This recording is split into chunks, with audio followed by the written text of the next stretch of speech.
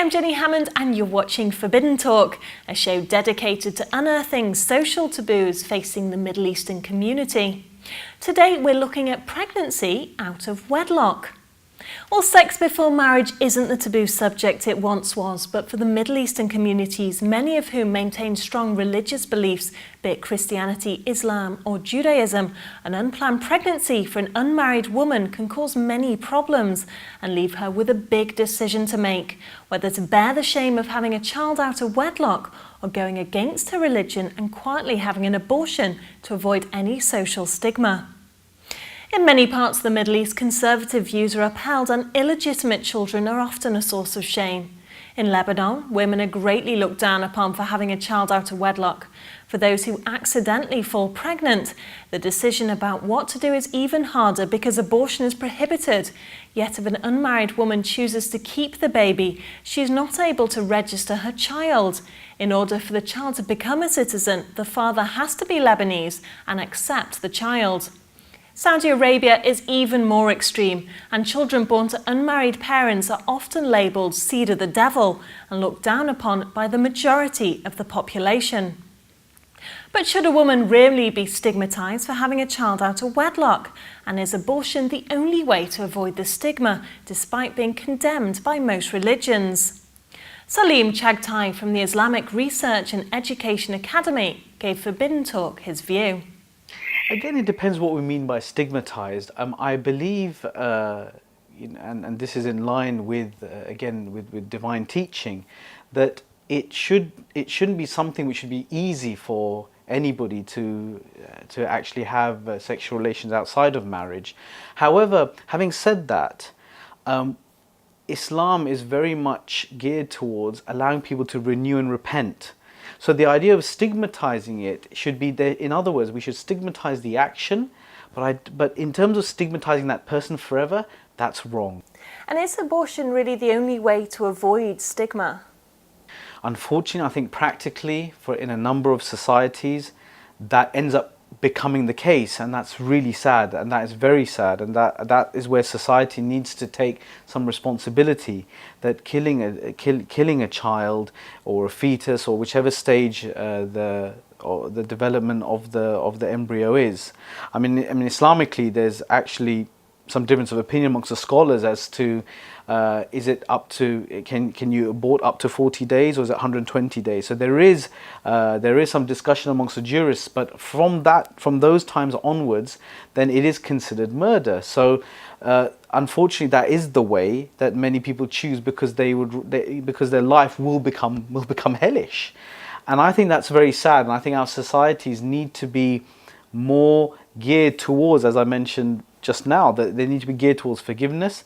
They need to allow that child to be brought up, because that child isn't through no fault of its own, is now in a position where they have rights, a child has rights, and should be brought up as a child free from stigma. If it's against her religion, why would a Middle Eastern woman even consider abortion? I think this is a very key point. The whole issue of honor or dishonor, and there's this very cultural notion that people would rather, and a number of families would rather and even some families would collude in this. They would say, get rid of it. They would say, let's kill the child, because it's better that we kill a child than our reputation in society or in the community be tarnished.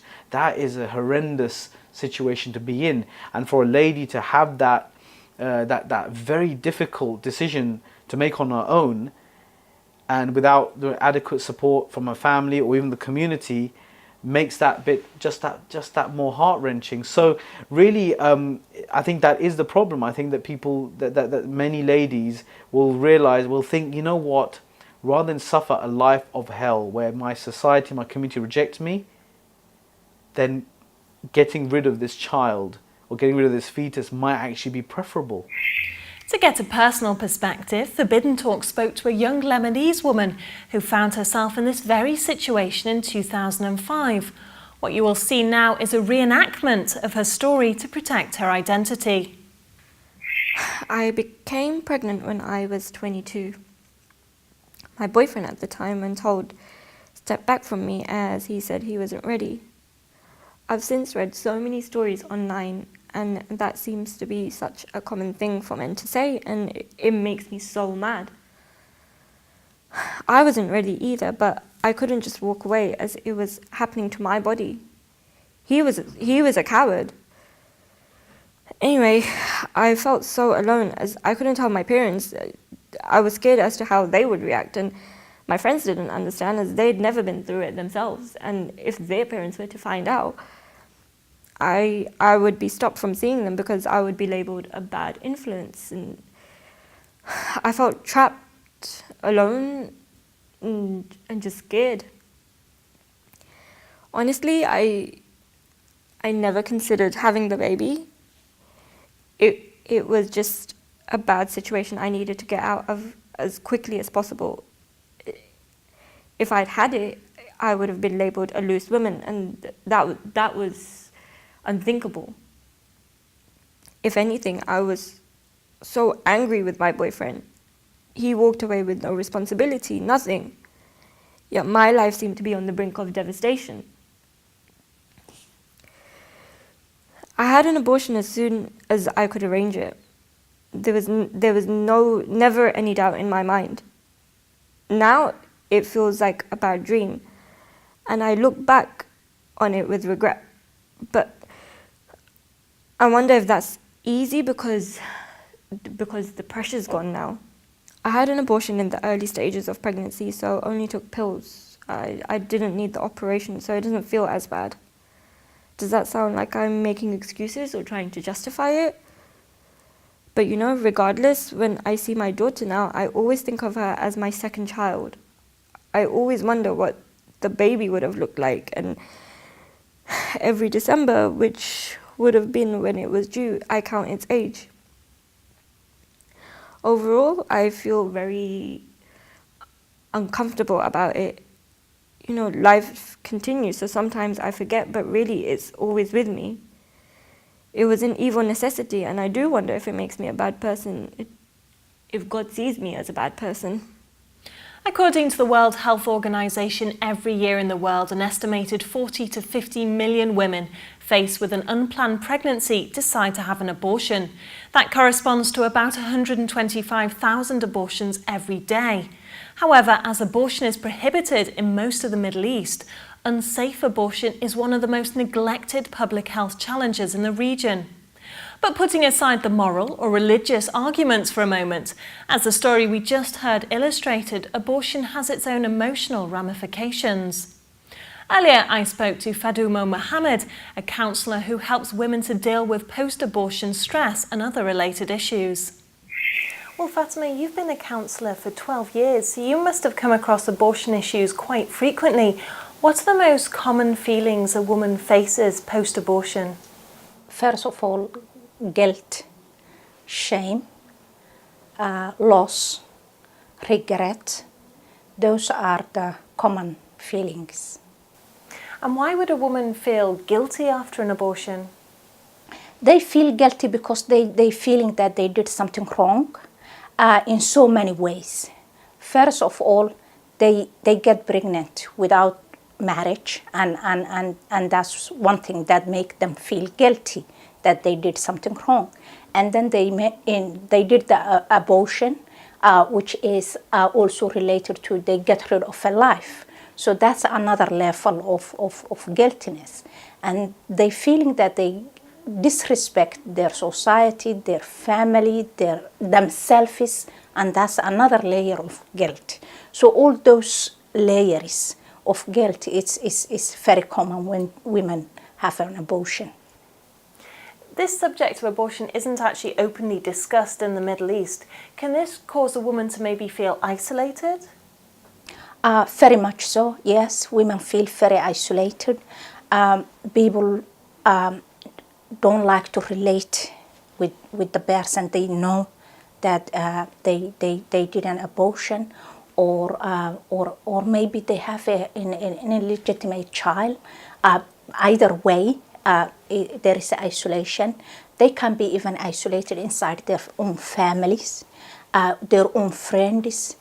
So yeah, it's a very, very, very difficult and daunting place to be. Do you ever come across women who are struggling with the decision of whether to have an abortion or to keep a child when they're going to be stigmatised by society, and what would your advice to her be? A lot. Yeah, we do come across, I do come across, and we worked with them to make a decision they are comfortable with themselves. What do they want? How do they relate to this baby in their body? Where the father of this child is? Where does he stand with this? Does he know? How much information can she share with him or with her other extended support? What does she want to do? And whichever way she decides, we were, because this is her self-respect is based, confidential, where she can say it out loud how she feels about the whole thing. And she has to work with that, and it comes up with a decision, whichever way she takes. We're not judging her. That's not our space or place to judge people. How would you advise a woman who's dealing with the stigma of having an illegitimate child? They love their babies like any other mother. So that's what we work with, the relationship in between her and her babies. Where the society enter with the person's life, it is about how they see it, how they feeling it. If they talking about her back and saying she got an illegitimate child, you know, it's a talk on the back. What important is how she is related to her baby, how much she loves to her baby, how she is bringing up to her baby. Yes, in the Muslim society and in the Middle Eastern and East African and where I come from, the children themselves faces a difficulty with the society, with the school, with the neighborhood. They call them names. So the children inherit a complex in the society. But in the European society we live, children are children. They go to their school, the kindergartens. Nobody bothered them in that manner where the back home everybody knows everybody. So we work with them to come over the stigma, to accept what happened and the responsibility. And her current responsibility is the love of her child. Yeah. You're from Somalia, so how is it viewed having a child out of wedlock or even having an abortion? Abortion in Somalia is no go so. You will never heard an abortion happen in a hospital or in a professional way. So it all happens. If it happens in the back street. And it creates a lot of complication. It creates where people lose their health. Their internal organs might be damaged. Some of them might never bring a child again. And bringing a child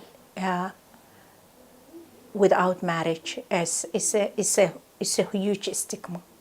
And not only the mother, the child as well. That child is not going to live a peaceful life. So a lot of the children who born without marriage are suffer a great deal in Somalia. So it's like a no-win situation, really. Absolutely. Yeah. Yeah, even if their mother and their grandmother and grandparents, if they accept and they bringing up that child is still get destroyed with the society. Welcome back to Forbidden Talk. Today we're looking at the choice pregnant unmarried mothers face, having a child out of wedlock and bringing it up as a single parent or abortion. Well, joining me in the studio now is Dr. Shafiq Abu Zayed from the Oriental Institute of the University of Oxford. Dr. Shafiq, thank you so much for joining us today. Thank you for your hospitality. Well, you're an expert in the history of the Middle East and also the contemporary Middle East, the Levant area. So you must have come across this issue of abortion versus a child out of wedlock before in your career. So what do you make of this whole issue? It is a big problem because we don't easily accept children outside marriage. And this is the reason either in a Muslim society or a Christian society or even a Jewish society. So we don't accept easily.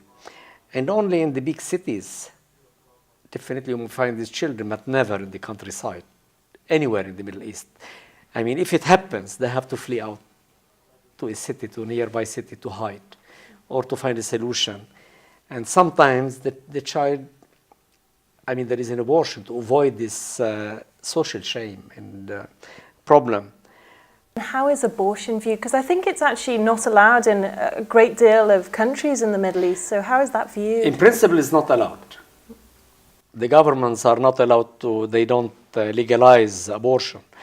But it is happening. It is happening either naturally, with some herbs, I don't know, they do it. I mean, a woman. Or it is happening, I mean, in clinics, in hospitals, with doctors. Some doctors are doing that, you see. And for us, it is an act of killing, abortion. This is the big problem.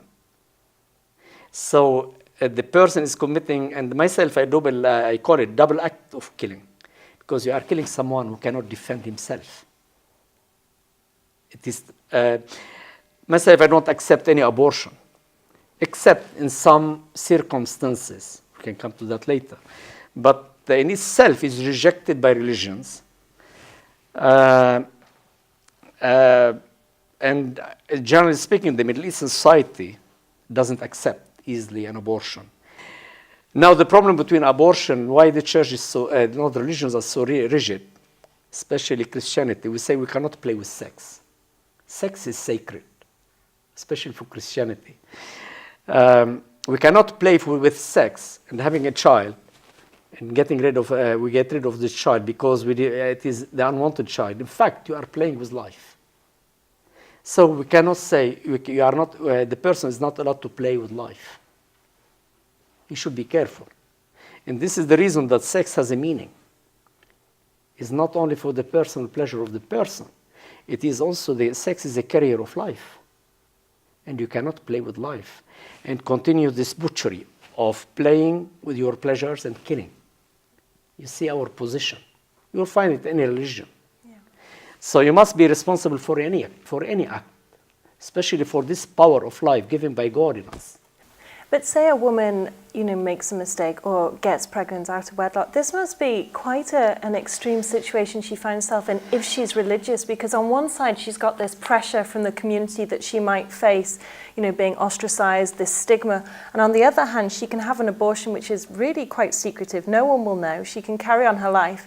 But then she's going against a religion that, her belief system. So how do women deal with that? What's considered worse?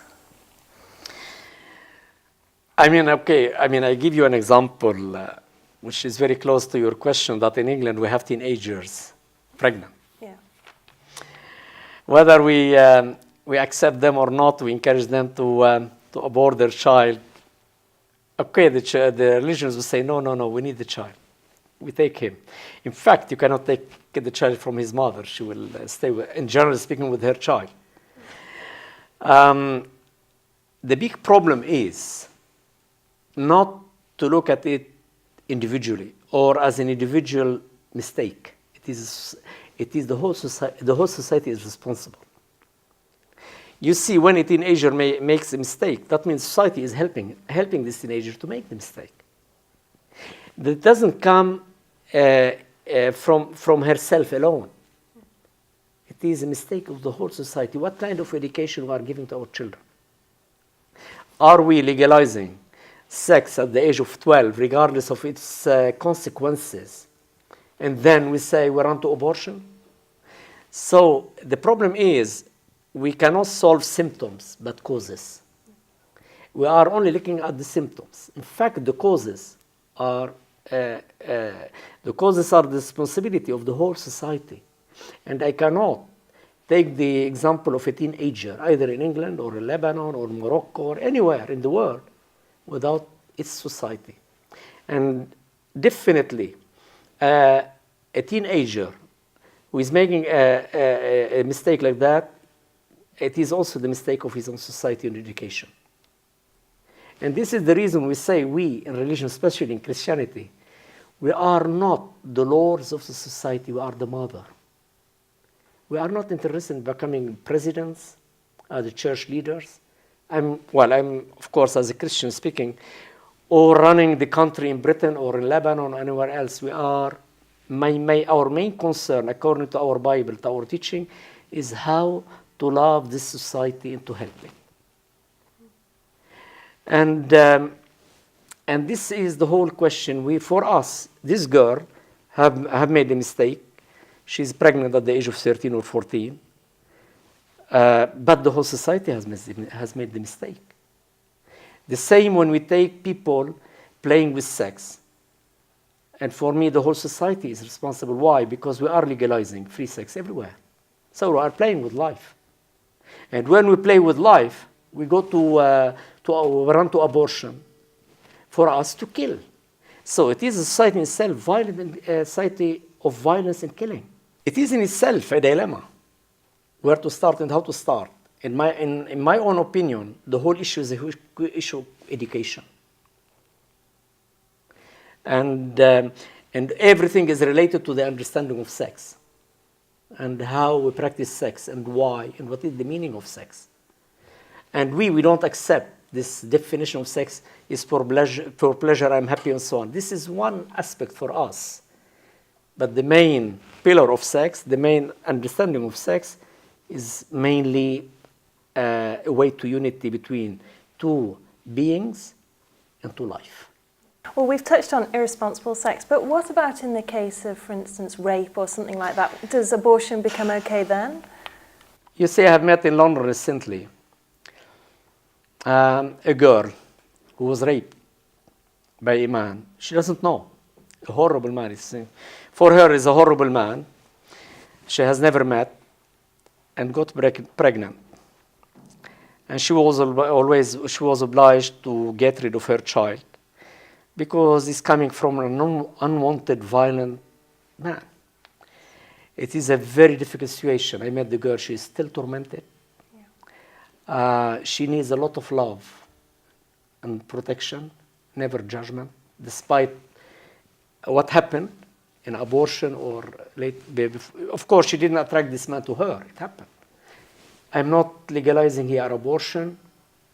I understand why it happened, because for me it is an act of killing. But she is in a very, very difficult, horrible situation. Well, as a slight offshoot to that really is, there's certain laws in Morocco, and in fact I think in Lebanon as well, that if a woman is raped by a man, he can avoid being charged by marrying her. So maybe a woman doesn't want to be linked to a man for the rest of her life who's raped her, so to avoid that situation, she'd abort a baby. No, this is a very bad solution in my opinion, that you cannot oblige a woman to marry a man because she was raped by this man. This is, in my opinion, a very bad solution.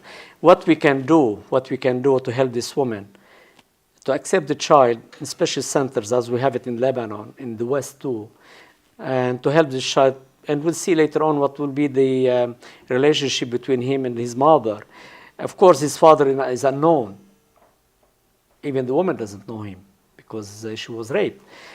In my opinion, if the woman is happy to carry on with this child, few of them are happy. I don't know how many. But to oblige her to marry this man, I don't agree with this solution, no. Yeah. No. You cannot marry someone you don't love, especially the one who raped you, who raped the person, sorry. It's terrible, you cannot. This is not a solution, no. Well, in religion, maybe this is a slightly ignorant question, but a lot of religions, obviously, abortion is a sin. But in the Bible or Quran, there's nowhere actually that it says anything about abortion, purely because abortion wasn't around in the era that these books were written. So how can religion say that abortion is wrong when the holy books don't even mention it? You are putting your finger on the on the wound, okay. I don't remember now where it is exactly in the Bible, but what I know that the Bible is responsible of any life and against any killing. This is clear. Except in self-defense. That is something else in war, self-defense and so on. Okay, I'm defending myself, there's something else. But what I know that throughout, for many thousand years, it was clear that we cannot kill a child regardless of his age in the womb of his mother, if it is 1 week or 9 months in the womb of his mother. Well, moving the issue now sort of away from the Middle East, but now to Middle Eastern communities in the UK, especially the sort of second or third generations who were born and bred in the UK but are of Middle Eastern descent. Does it then, do you think, that having a child out of wedlock or abortion are less taboo because, you know, in the West these aren't really, you know, they're quite common nowadays? The right answer, they are obliged to accept that because this child is protected by the law and the girl is protected by the law, so they cannot take a hostile position. Even there is a different situation with the government protecting the unwanted child. I mean, not unwanted child.